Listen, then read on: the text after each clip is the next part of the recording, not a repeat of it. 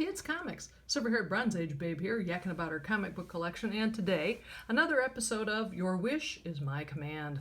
A viewer asked if I wouldn't mind talking about some Wonder Woman issues, and I would love to. I'm going to talk about a 3-issue arc featuring the introduction of this character, Nubia. This is from 1973. She appears in this. This is a very famous issue for a number of reasons. Number one, it's the first time in several years that Wonder Woman has appeared with her costume back, with her powers returned. It was a big deal that this book happened. At the tail end of the book, Diana is back on Paradise Island, where she is challenged for the title of Wonder Woman by this masked character.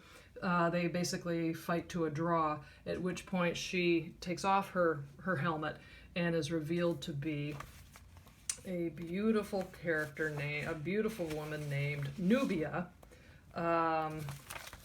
who is from a neighboring island. Wonder Woman, she is the Wonder Woman of the floating island. And so, wow, that's very cool. Second issue. This is number 205. And in the main story, it's not even mentioned, but there's a wonderful second story here, which is just worth the price of admission. The mystery of Nubia. And you follow the character basically back to her home island, where she has to take care of some business because the guys on her island are fighting each other in honor to win her hand in marriage. And she says, oh God, I guess that is the rules of the road here, but if anyone's going to fight on my behalf to win my hand, I am going to be the one fighting you. So, I don't need a champion to do it. I'll do it myself.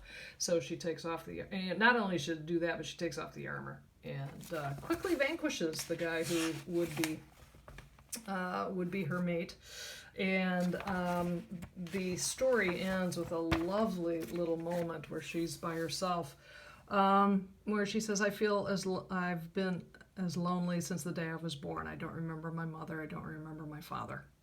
Boy, this is a mystery. And it's just a fully rounded character in these few pages, and drawn beautifully, I might say. I really like it. Then the story comes to completion in this issue, which is number 206.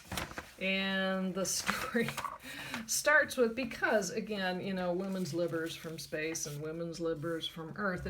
Back in the early 70s, the story starts with a riot breaking out because there were women protesting in front of the UN.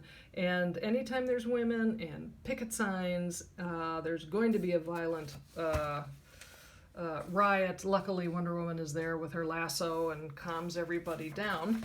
But at some point, she realizes that this woman here, who is her roommate. She's rooming with 2 other women from the UN. Now, I would love to tell you this woman's name, but they don't give it to us. In fact, I don't think Diana knows her name, because it says, oh, the thunderbolts of Jove, the base of that flagpole's loosening. My roommate's in the way. It's like, oh my God. And then at the end, here she's thinking, my roommate doesn't recognize me. But her face reminds me of someone, a fierce, beautiful face that has continued to haunt me.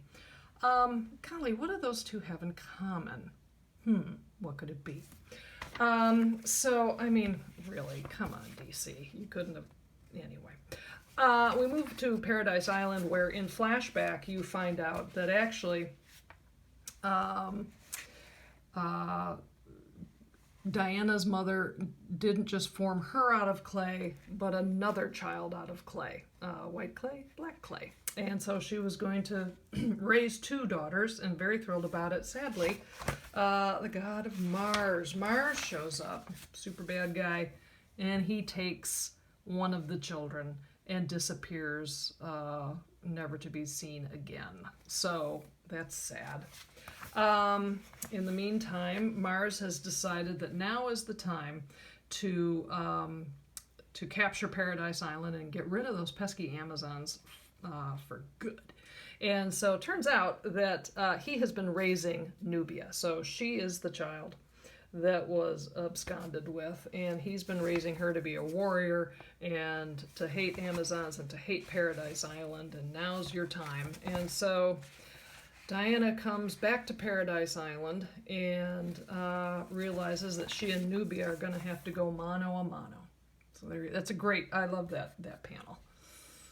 For I'm the Wonder Woman. It's like, Nubia. It's like, yeah. So they, again, fight to basically a draw when Wonder Woman realizes through, again, a very convoluted flashback, this ring that Nubia is wearing is actually kind of brainwashing her.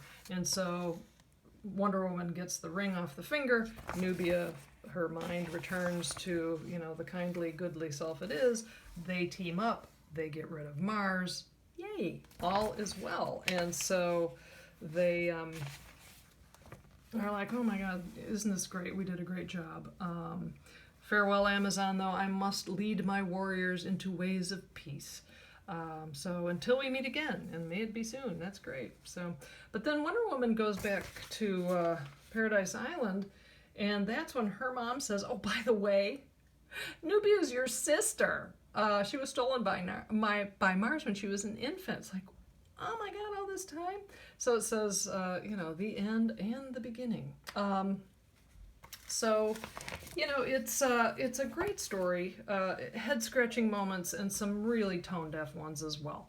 To name the character after a portion of Africa, I don't know. You didn't need to do that. It's like it really was like, see, we can do a black character. We'll basically name her Black.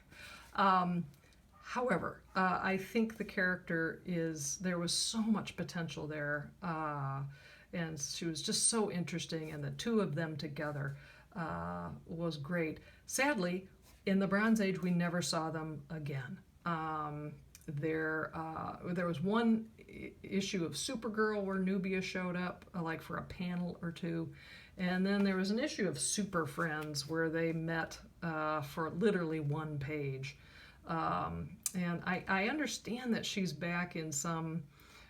She has been back in the DC universe. They've changed her name a little bit, but to me, this is just another example of the guys at DC who just missed the boat completely on interesting female characters and what they could do and kind of what they could have talked about if they had decided to do so. So there you go. So there it is. There's my take on the character of Nubia. Thank you so much for watching, and I'll see you next time.